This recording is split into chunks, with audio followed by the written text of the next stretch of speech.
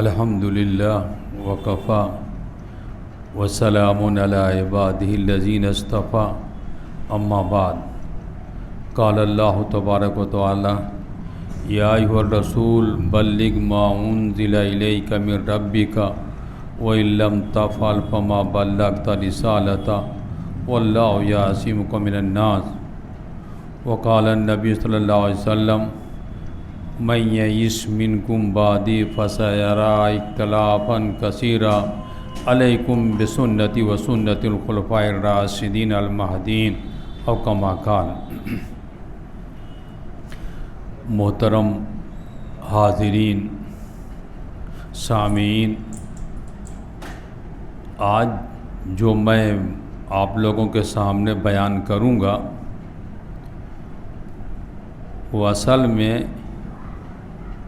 کچھ دنوں پہلے تقریباً 1 ماہ پہلے عزیزم محمد عبدالتواب محمدی حفظہ اللہ نے الرحیق المختوم کا جو سلسلہ شروع کیا تھا کسی ایک آدمی کے مکان میں 3 سال تک ہر ہفتے درس دیتے رہے، تو جب ختم آخری دن ہوا تو ایک پروگرام رکھا۔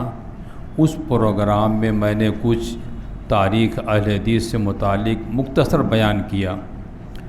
اس پر کچھ جامعہ کے جو طلبہ جو فارغ ہو چکے ہیں مالیگاؤں کے، انہوں نے کہا مولانا تھوڑا اس میں اور تفصیلی گفتگو ہونی چاہیے۔ اب وقت تو نہیں ہے تفصیلی کا، لیکن اسی سے متعلق کچھ چیزیں میں بیان کروں گا تاکہ ہم کو، ہمارے لوگوں کو اور اہل حدیثوں کو اپنی تاریخ تو معلوم ہو، سنت کا کس طریقے سے ہمارے اسلاف نے اہتمام کیا، اور سنت ایک دم ہندوستان میں ختم ہو چکی تھی، حدیث کا رواج ختم ہو چکا تھا، تو اس سے متعلق میں تھوڑا سا آپ لوگوں سامنے بیان کروں گا۔ سب سے پہلے آپ جانیے کہ ہندوستان میں جو اسلام آیا 2 راستے سے، ایک جو سمندری علاقہ ہے، گجرات کا علاقہ، کیرلا کا علاقہ، مہاراشٹر کا علاقہ، اس علاقے میں عرب تاجر اور عرب داعی، دعوت دینے والے یہ آئے، تو اس میں سب سے پہلے آنے والے جو تھے صحابہ کرام تھے۔ 24 صحابہ کرام کو مولانا اطہر مبارک پوری رحمہ اللہ نے باقاعدہ نام کے ساتھ ذکر کیا۔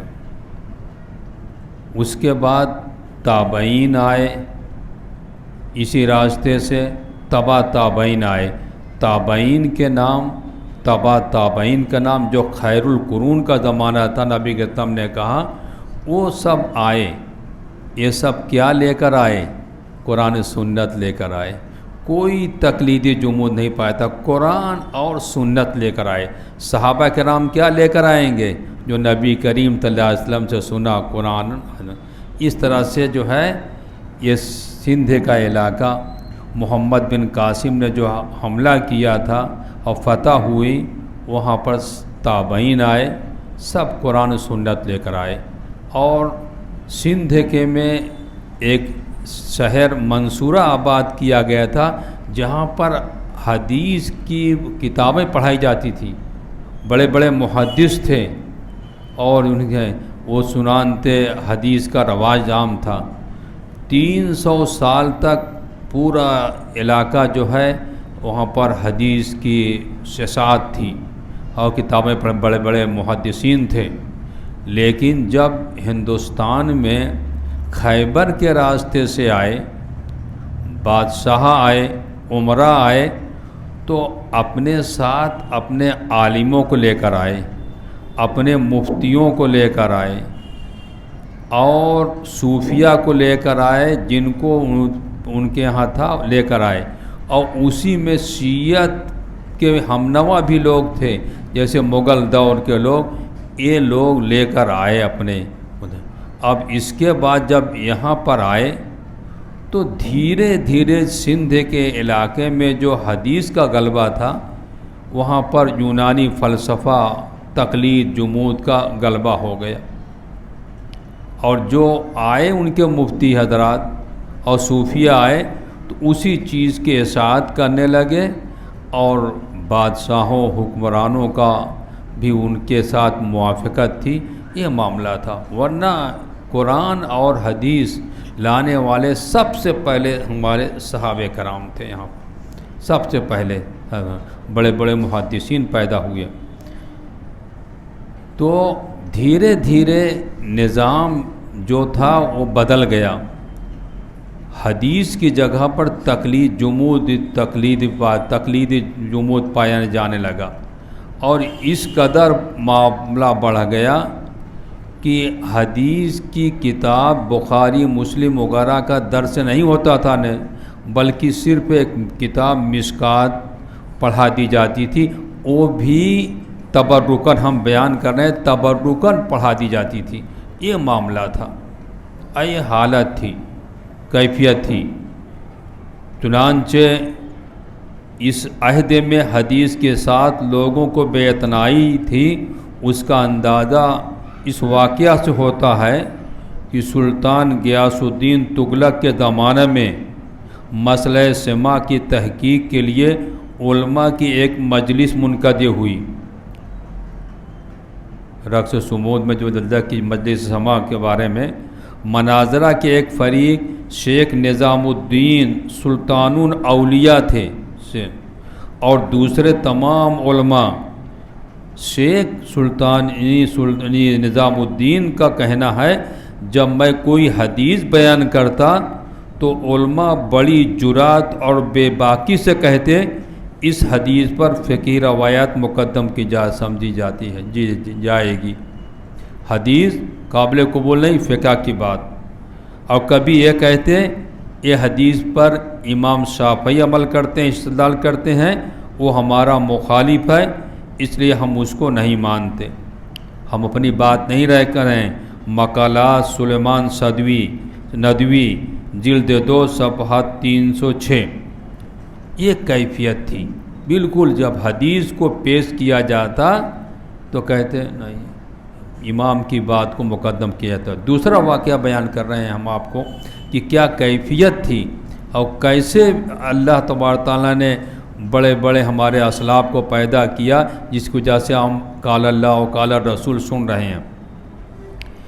شیخ شمس الدین جب 8ویں صدری ہجری میں سلطان علاء الدین خلجی کے دور میں ہندوستان آئے، سلطان علاء الدین کے دور میں ہندوستان آئے تو یہاں کے حالات کے متعلق سلطان وقت سے مخاطب ہو کر کہتے ہیں، میں نے سنا ہے کہ تمہارے شہر میں حدیث مصطفیٰ کو نظر انداز کیا جاتا ہے، تمہارے شہر میں وہ مصر سے کہیں باہر سے ترکیہ سے آ رہے ہیں، اور فقیہوں کی روایات پر عمل کی جاتی ہے۔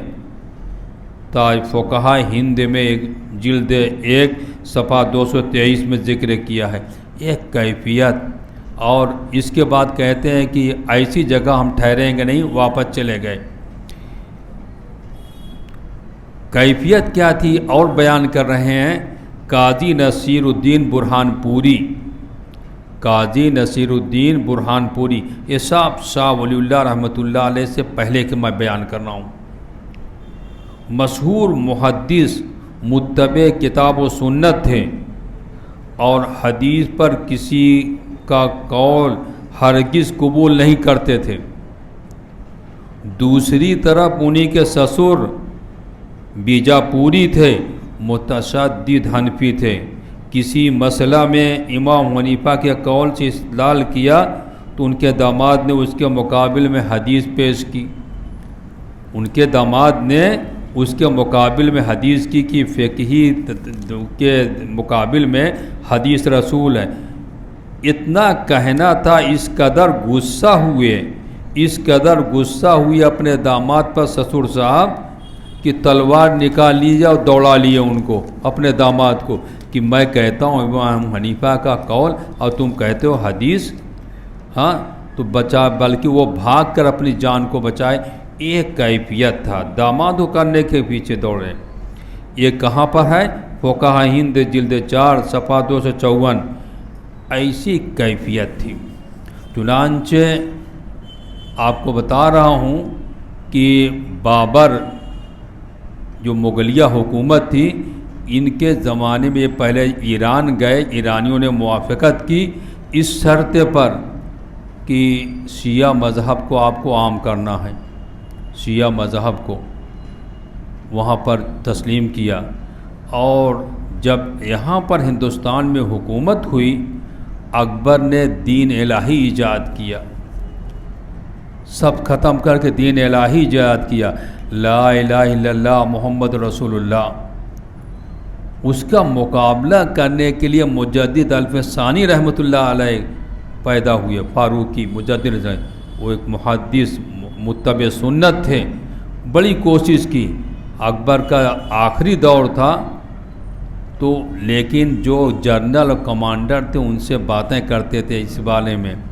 جب جہانگیر کا دور آیا تو جہانگیر نے بلایا، لوگوں نے کہا کہ مجدد الف ثانی ان کی بات تو سنیے، ان کو بلایا تو سلام ہوتا تھا فارسی سلام، سجدہ کے جیسے ہندوانہ رسم و رواج ہوتا ہے، سجدہ والا انکار کیا۔ جہانگیر نے کہا کہ گوالیار کے جیل میں ڈال دیا جائے ان کو۔ گوالیار کے جیل میں جو سب سے زیادہ قاتل بدماش قسم کے ہوتے تھے وہ پہاڑی علاقے پر وہاں ڈال دیا گیا، لیکن وہاں پر اللہ تبارک تعالیٰ کی مدد سے کیفیت بدل گئی پورے جیل خانے کی، سب ان کے موافق ہو گئے اور ان کے طریقے پر عمل کرنے لگے۔ پھر وہی جہانگیر 2 سال میں جب ان کو نکالنے کا حکم دیتا تو استقبال کے لیے نکلا، اللہ نے مدد کی۔ ایک کیفیت تھی، دین الہی کو ایجاد کیا گیا تھا تمام چیز، اور ایسے کیفیت میں شیعوں کا دور تھا، فلاں چیز تھا۔ اللہ تبارک تعالیٰ نے شاہ ولی اللہ رحمۃ اللہ علیہ، میں تھوڑا سا اورنگزیب کا ذکر کرتا ہوں۔ اورنگزیب یہ مجدد الف ثانی رحمۃ اللہ علیہ کے جو لڑکے تھے ان کے ہاں 7 یا 8 سال جا کے پڑھے تھے، جیسے طلبہ پڑھتے ہیں جا کے رہ کے۔ مجدد الف ثانی معصوم سرہندی ان کے ہاں جا کے پڑھے، اللہ تعالیٰ نے بہت ذہن عطا کیا، بہت کام کیا، شیعوں کی طاقت کو ختم کیا، بہت جو چیز کیا، لیکن عوام کی حالت سے بہت بیزار ہو گئے۔ ایک مرتبہ ذکر کرنے لگے، اپنے جو مفتی اعظم تھے ان سے کہنے لگے کہ شراب میں نہیں پیتا ہوں اور مفتی صاحب جو ہے نہیں پیتے ہیں۔ تو کسی نے کہا مفتی صاحب کو تو ہم نے دیکھا پیتے ہوئے، اس قدر کیفیت تھی ایسے جو ہے۔ تو انہوں نے بہت بڑا کام کیا، اور ایک کتاب جو ہے جس کو فقہی کتاب کہتے ہیں حنفیہ کی، وہ ترتیب یہی اورنگ آباد میں ترتیب دیا گیا۔ شاہ ولی اللہ رحمۃ اللہ جو حدیث کے پھیلانے والے ہیں، ان کے والد اس کمیٹی کے سردار تھے، بہت بڑے فقیہ تھے، انہی کے لڑکے شاہ ولی اللہ رحمۃ اللہ علیہ۔ ہاں وہ ابھی میں بیان کروں گا جو اورنگزیب کے آخری دور میں پیدا ہوئے۔ اورنگزیب نے جو بہت اصلاح کی، بہت کوشش کی، لیکن اس کے بعد اس کا لڑکا جو ہے عالم شاہ ثانی جو حاکم ہوا، شیعہ مذہب اختیار کر لیا، شیعوں کی موافقت کی، ایک ایک کر کے جو اورنگزیب نے اصلاحی کام کیا تھا اور شیعوں کو ہٹایا تھا منصب سے، سب کو ختم کر دیا اس نے۔ یہ حالت تھی، ایک کیفیت تھی، حدیث کا نام ہی نہیں تھا، صرف مشکات کی کتاب پڑھائی جاتی تھی۔ اور ایسے وقت میں شاہ ولی اللہ رحمۃ اللہ علیہ جاتے ہیں حج کے لیے یا عمرہ کے حج کے لیے، اور وہاں پر جا کر 1 سال سے زیادہ عرصہ گزارتے ہیں، مدینہ کے جو امام تھے مسجد نبی کے، بہت بڑے محدث تھے، ابو طاہر محمد بن ابراہیم الکردی، ان سے حدیث کا درس لیتے ہیں، 1 سال سے زیادہ ذہن پورا ہو گیا۔ اور محمد ابو طاہر کردی کے والد بہت بڑے امام شیخ الاسلام تیمیہ کے مؤیدین میں سے تھے۔ وہاں جب آتے ہیں ہندوستان میں تو صحائح ستہ اور 7 کا نافذ کرتے ہیں۔ کون؟ حدیث کتاب نہیں پڑھی جاتی تھی، بخاری، مسلم، ابو داؤد، نسائی، ترمذی، ابن ماجہ، موطا امام مالک، یہ 7 کتابوں کو حدیث کی کتابوں نے نصاب میں داخل کیا، پڑھایا شاہ ولی اللہ رحمۃ اللہ نے۔ اور جب ترجمہ کیا قرآن پاک کا فارسی میں، ان پر قاتلانہ حملہ ہوا کہ یہ چلا قرآن کو سمجھانے کے لیے۔ یہ کیفیت تھی، یہ کیفیت تھی، لیکن انہوں نے پھر نصاب میں تحریری طور پر سب کچھ لکھ دیا قرآن سنت کے موافق، اور نصاب میں جاری کر دیا۔ بہت چنانچہ ان کے انتقال کے بعد ان کے لڑکے شاہ عبدالعزیز رحمۃ اللہ بہت زمانے تک درس دیتے رہے، صحائح ستہ اور 7 کا درس چلتا رہا۔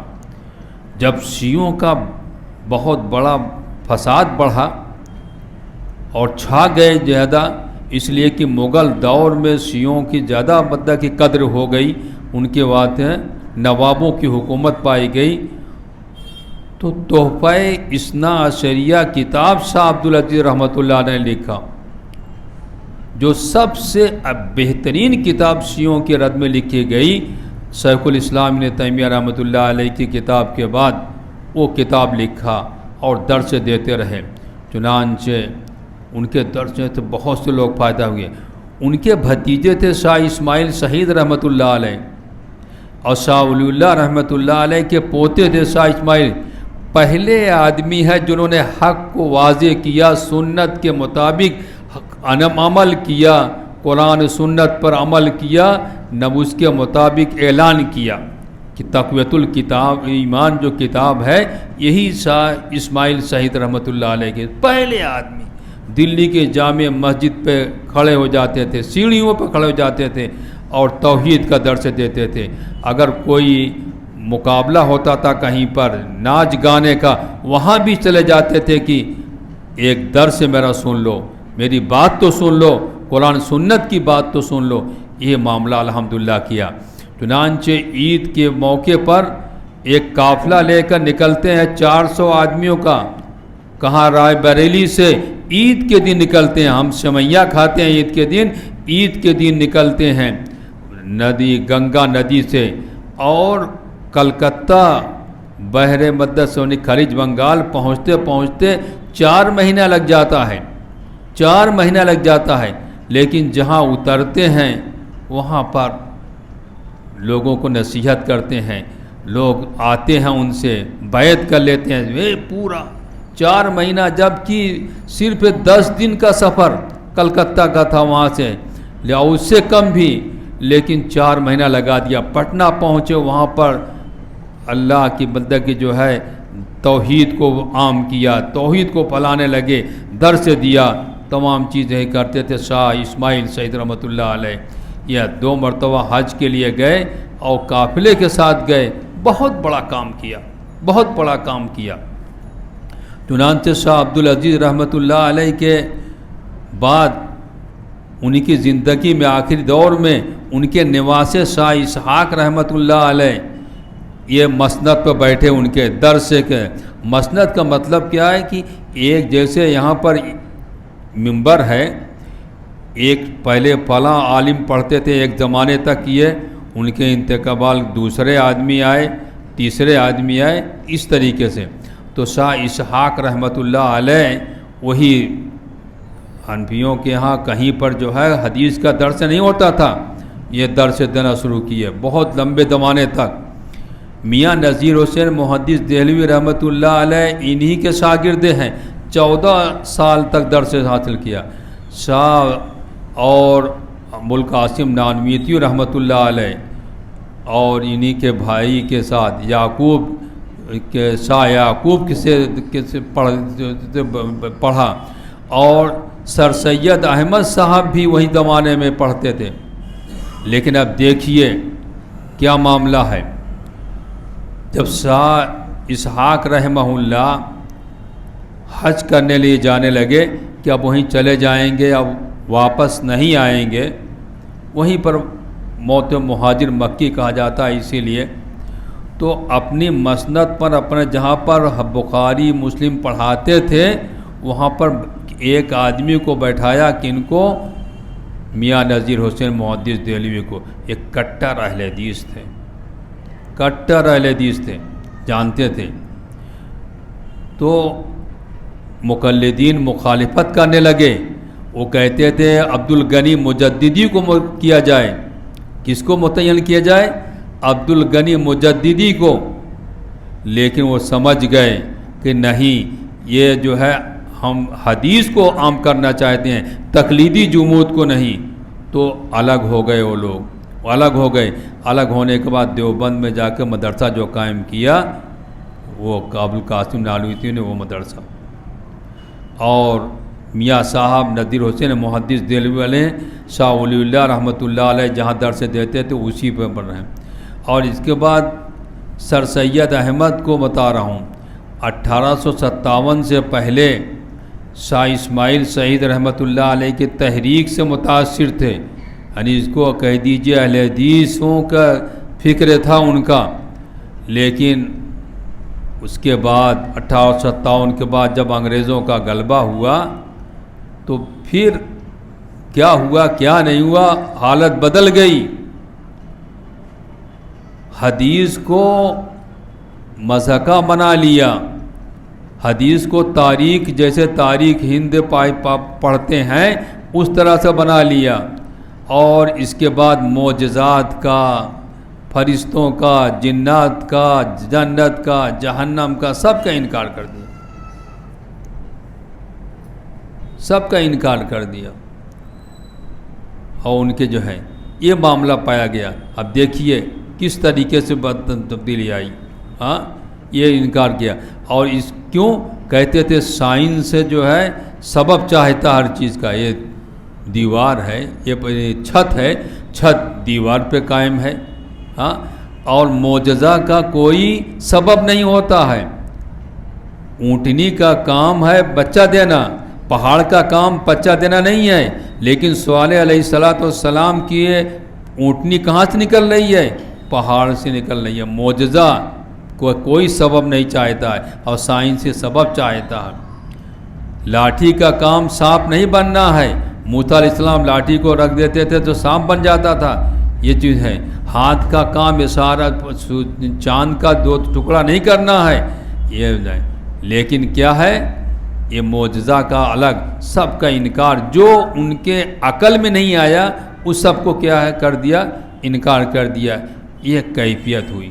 لیکن وہیں پر میاں نذیر حسین محدث دہلوی رحمۃ اللہ علیہ اپنا درس 60 سال تک درس دیا، بخاری مسلم کو پڑھا۔ صرف بیچ میں 1857 کا جو معاملہ ہوا تھا 1 سال کے لیے جیل میں چلے گئے تھے، نہیں تو 60 سال تک اللہ تعالیٰ نے عمر بھی عطا کی تھی، 100 سال سے زیادہ عمر پائے تھے۔ یہ جو ہے، جو آج ہم حدیث کو پڑھ رہے ہیں، پڑھا رہے ہیں، قال اللہ و قال رسول اس مسجد میں گونج رہی ہے، انہی کی برکت کی وجہ سے، ورنہ آپ 8-10 مسجدوں کے علاوہ اور مسجدوں میں دیکھیے حدیث کا درس نہیں ہوتا ہے، حدیث کو نہیں پڑھایا جاتا ہے، جس طرح سے تقلیدی جمود پایا جاتا ہے۔ یہ انہی کی کوشش کی وجہ سے اللہ تعالیٰ نے ان کو بھر دیا۔ عبد الحلیم سرر رحمہ اللہ ذکر کرتے ہیں کہ ان کے ہاتھ پر 22 لاکھ آدمی توبہ کیے، 22 لاکھ آدمی توبہ کیے ان کے ہاتھ پر، یہ کیفیت ہوا، یہ جو ہے، ورنہ تمام چیزیں ہیں۔ اب انہی کے زمانے میں حدیث کا انکار بھی پایا گیا۔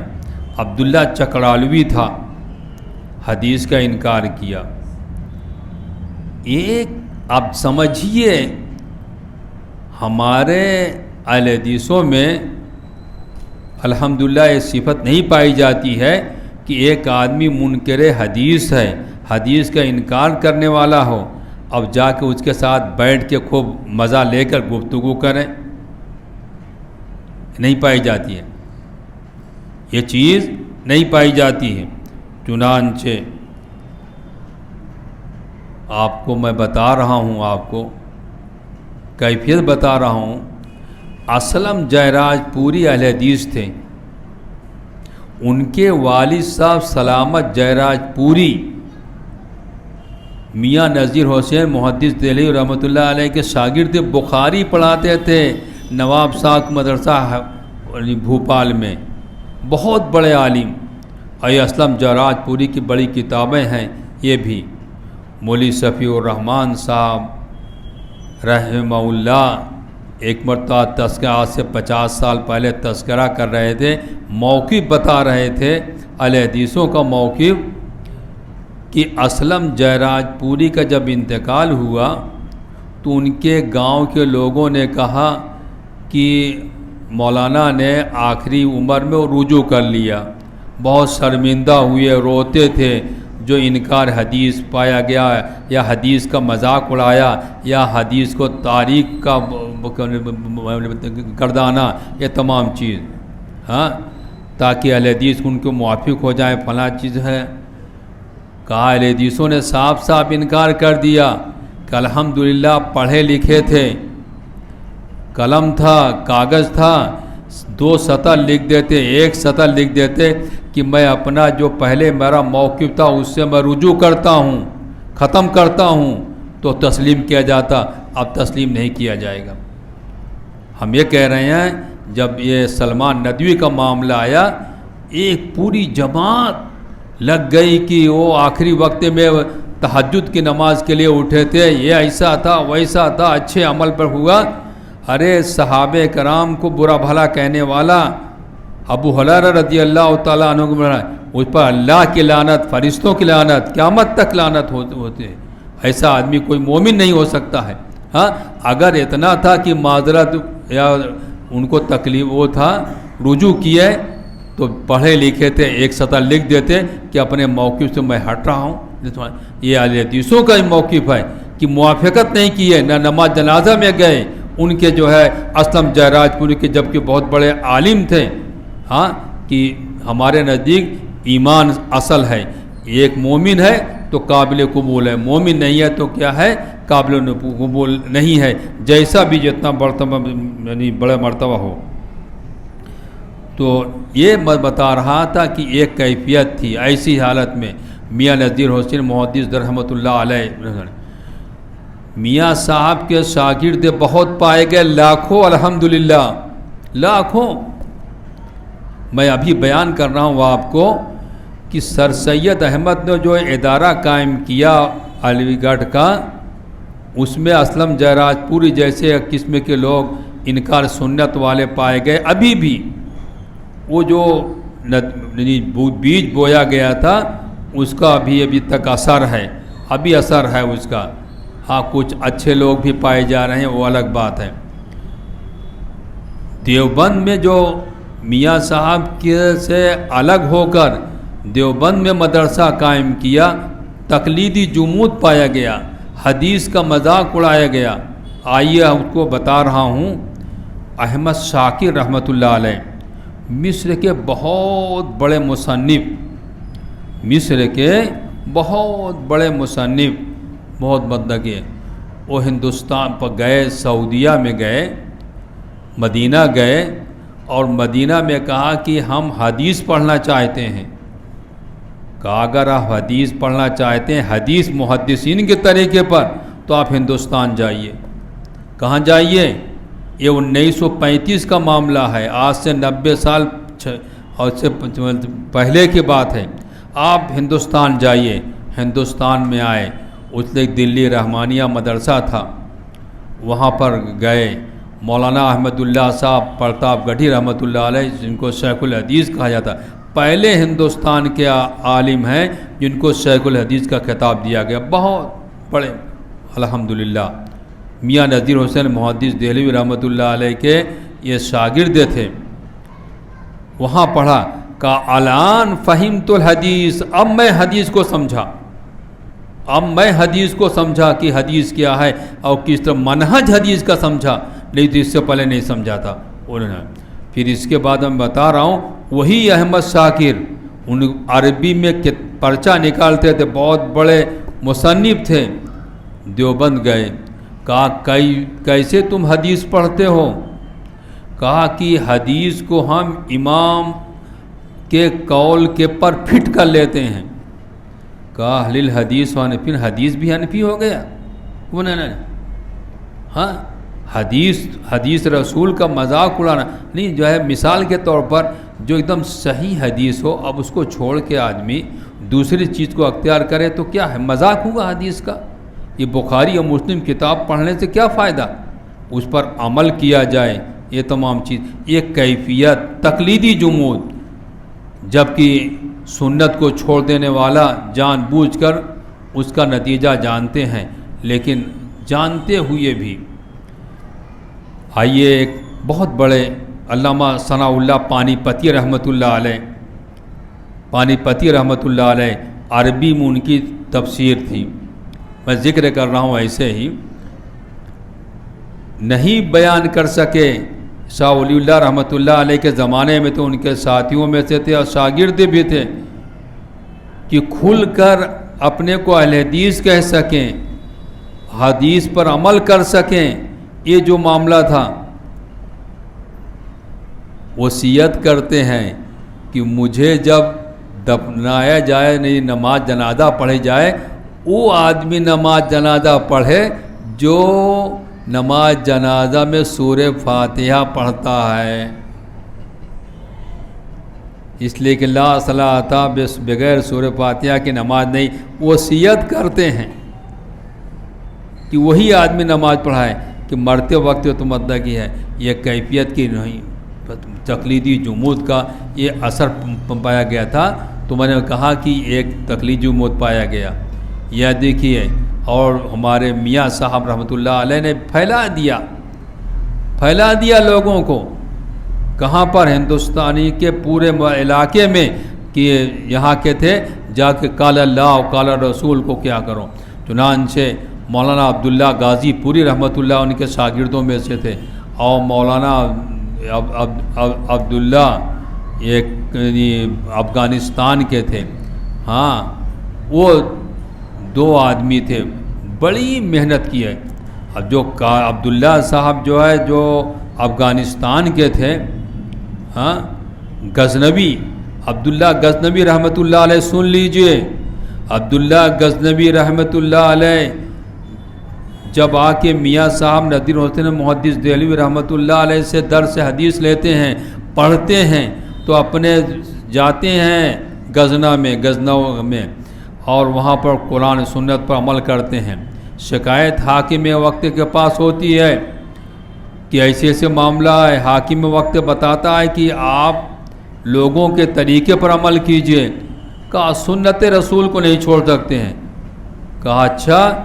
داڑھی مڈا دیا، کالخ لگایا چہرے پر، گدھے پر بیٹھا کے ہندوستان بھیج گیا. امرتسر میں آنے کے بعد ایک مدرسہ قائم کیے، جو پنجاب کا پورا علاقہ جو بھر دیا اپنے شاگردوں سے. ان کے لڑکے داؤد غزنوی کے 8 10 12 لڑکے تھے، سب بڑے بڑے عالم ہوئے. عبد الجبار غزنوی بہت بڑا اہل حدیثوں کی بڑی خدمات ان کی ہیں، اللہ تعالیٰ نے ایسے تو دیا. اور ادھر عبداللہ غازی پوری رحمۃ اللہ علیہ کا نام، انہوں نے اپنے شاگردوں کو بھر دیا. مسجد سید وارہ مسجد سے نکال دیا ان لوگوں نے کہ رفع الیدین کرتا ہے. ہم نے ایک کتاب جو ہے دیکھی، اس میں مدعا کیا. چنانچہ کہا کہ نماز تو سنت کے مطابق کریں گے. کہا کہ نکال دیا، اور لیکن صبر کیا. ان کا ایک واقعہ عبرت کے لیے بیان کرتے ہیں کہ اللہ والے کیسے ہوتے ہیں اور اللہ تعالیٰ مدد ایسے کرتا ہے. ایک لڑکا تھا محمد، 2 لڑکیاں تھیں. لڑکی میں محمد تھا، مسجد میں لڑائی ہو رہی تھی، صلح کرا رہا تھا، پکڑ رہا تھا، تو پہلے لوٹا میں وضو کرتے تھے، لوٹا ہوتا تھا اور ٹوٹی نکلی رہتی تھی اور خطرناک قسم کا لوٹا ہوتا تھا، تو اسی سے کسی نے دوسرے کو مارا، ان کے پڑ گئے عبداللہ کے، ختم ہو گئے۔ ویسے آیا آدمی، ان سے کہا عبداللہ غازی پوری رحمۃ اللہ علیہ سے، عبداللہ غازی پوری رحمۃ اللہ علیہ سے کہا کہ آپ کا لڑکا محمد کا ایسے معاملہ ہو گیا اور انتقال ہو گیا۔ اپنی بیوی سے کہتے ہیں کہ وضو کرو، وضو کو 2 رکعت نماز پڑھنی ہے، 2 رکعت نماز پڑھنی ہے، وضو کرتی ہیں بیوی، اور اس کے بعد نماز شروع کرتے وقت کہتے ہیں عبداللہ محمد کا انتقال ہو گیا، اللہ اکبر۔ 2 رکعت پڑھتے پڑھتے اللہ تعالیٰ نے تسلی دے دی۔ تو یہ بڑی محنت کی، بڑی خدمت کی جو انہوں نے مدد کی، جو ہے جو جس کی وجہ سے ہم قال اللہ اور قال رسول بیان کر رہے ہیں، یہ چیزیں ہیں۔ پھر ایسے لوگ، جب میاں صاحب کا انتقال ہو گیا، میں اختصار کے ساتھ بیان کر رہا ہوں، میاں صاحب کا انتقال ہو گیا تو کچھ لوگ یہ مشورہ کیے کہ بخاری پہ اعتراض کیا جائے، بخاری پر اعتراض کیا جائے۔ ملا کریم پٹنوی، عبد الکریم پٹنوی کو متعین کیا، یہ پٹنہ کا تھا، بخاری پہ اعتراض کیا، کتاب لکھا، اس کی رد میں مولانا صاحب بنارسی، ابو القاسم صاحب بنارسی نے کئی کتابیں لکھی، رد کیا۔ تو الحمدللہ علماء حدیث نے جو ہے ہر طرح سے کیا ہے مقابلہ کیا۔ آئیے ایک واقعہ بیان کر رہے ہیں آپ عبرت کے لیے تو ہے۔ میاں نذیر حسین محدث دہلوی رحمۃ اللہ علیہ جب حج کے لیے گئے، 400 آدمیوں پیچھے ان کے مقلدین گئے تھے، اور یہ اعلان ہو گیا تھا کہ یہ وہابیوں کا سردار جا رہا ہے، اس کو بچ کے نہ آنے پائے، ختم کر دیا جاؤ ہی مکے میں۔ ان کے خلاف شکایتیں ہوئیں، مقدمات ہوئے، اللہ تعالیٰ نے ہر چیز میں بڑی کی، اور جو کونسلر برطانیہ حکومت تھی اس نے بھی مدد کی، اللہ نے حفاظت کے ساتھ اللہ الحمدللہ جو ہے آیا، جن کی اللہ تعالیٰ بڑے بڑے نام نہیں لوں گا، جن لوگ تھے مولانا ابوالکلام آزاد رحمۃ اللہ علیہ کے والد بھی شریک تھے اس میں، فلاں تھے جو ہے، یہ کیوں کہ یہ ہندوستان میں قال اللہ و قال رسول کو عام کرتا ہے، اور تقلیدی جو ان کے امام صاحب کی بات کو ان کیا ہے رد کرتا، نہیں مانتا ہے، جو قرآن حدیث کے مخالف ہے، یہ طرح سے۔ آئیے ایک واقعہ بیان کر کے اپنی بات کو ہم ختم کرتے ہیں، آپ سمجھ جائیں گے اچھی طریقے سے، اور جو بندہ کے مختصار کے ساتھ بیان کیا۔ علامہ فاخر زائر الہ آبادی، علامہ فاخر زائر الہ آبادی ایک دائرہ شاہ اجمل ہے، بہت معروف الہ آباد میں، اس کے ہیڈ تھے، بہت دولت تھی ان کے پاس، اہل حدیث ہو گئے، بہت کم عمر میں 34 یا 38 سال کی عمر میں وفات پائے۔ بے چین تھے کہ کیسے ہم نبی کریم صلی اللہ علیہ وسلم کی سنت کو عام کریں، چنانچہ الہ آباد سے جاتے ہیں دلی کی جامع مسجد میں، بلند آواز سے مغرب کی نماز میں آمین بولتے ہیں،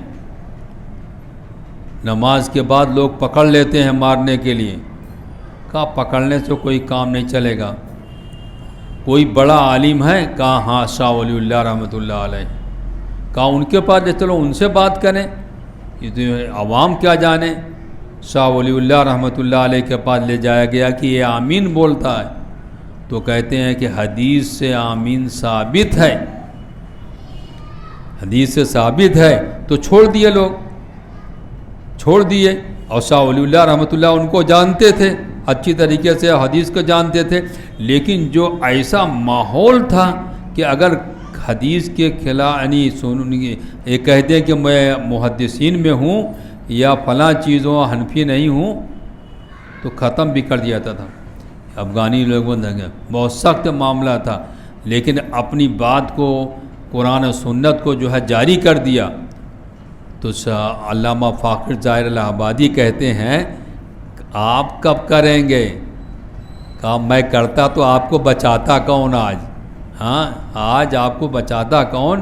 یہ مصلحت کے اعتبار سے اللہ تعالیٰ معاف کرے گا۔ تو یہ کیفیت تھی، ایسی حالات تھے جو اللہ تبارک تعالیٰ نے جو ہے مدد کی، اور ایسے حالات میں جب قال اللہ و قال رسول کو کیا ہے عام کرنے کے لیے ہمارے محدثین ہمارے اسلاف نے کوشش کی، اللہ تعالیٰ ان کی جواب دیا، ہر چیز کا جو مقابلہ کیا گیا ہر چیز کا جو ہے، اور اختصار کے ساتھ میں بیان کر رہا ہوں، اور اللہ تبارک تعالیٰ کی مدد بھی رہی اور اللہ تعالیٰ نے کامیابی عطا کی۔